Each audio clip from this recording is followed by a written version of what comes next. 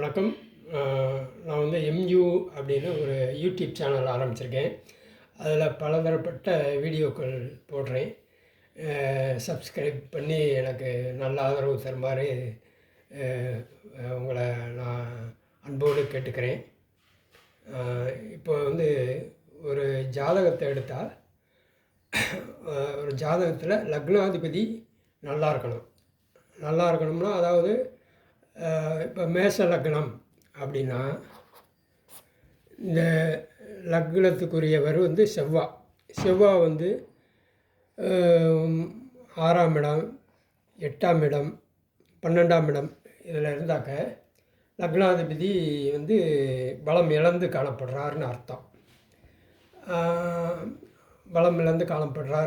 அவர் வந்து என்ன நட்சத்திர சாரம் வாங்கியிருக்காருன்னு பார்க்கணும்.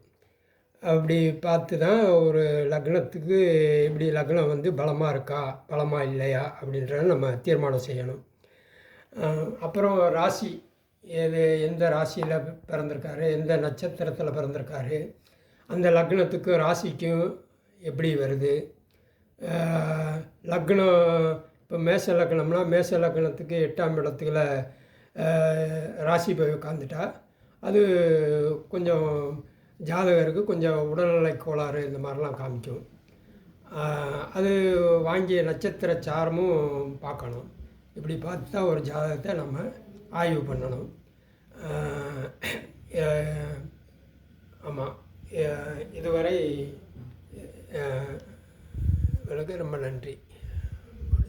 அப்படி லக்னாதிபதி சந்திரன் இப்படி பலமாக இருக்கணும். பலமாக இருந்தால் தான் ஒரு ஜாதகருக்கு வெற்றிகள் குவியும், படிப்பு, தொழில், வருமானம் எல்லாமே பெருகும். அந்த லக்னாதிபதி சந்திரன் இதெல்லாம் வந்து பார்த்து தான் ஒரு ஜாதகத்தை ஆய்வு பண்ணணும். இப்படி பலதரப்பட்ட இதெல்லாம் இருக்குது, ஆய்வுலாம் இருக்குது. எனக்கு தெரிந்த இதெல்லாம் உங்களுக்கு சொல்லியிருக்கேன். மேற்கொண்டு மற்றொரு வீடியோவில் உங்களை நான் சந்திக்கிறேன். நன்றி, வணக்கம். எனக்கு இதை பார்த்துட்டு எனக்கு சப்ஸ்கிரைப் பண்ணுங்கள். ரொம்ப நன்றி, வணக்கம்.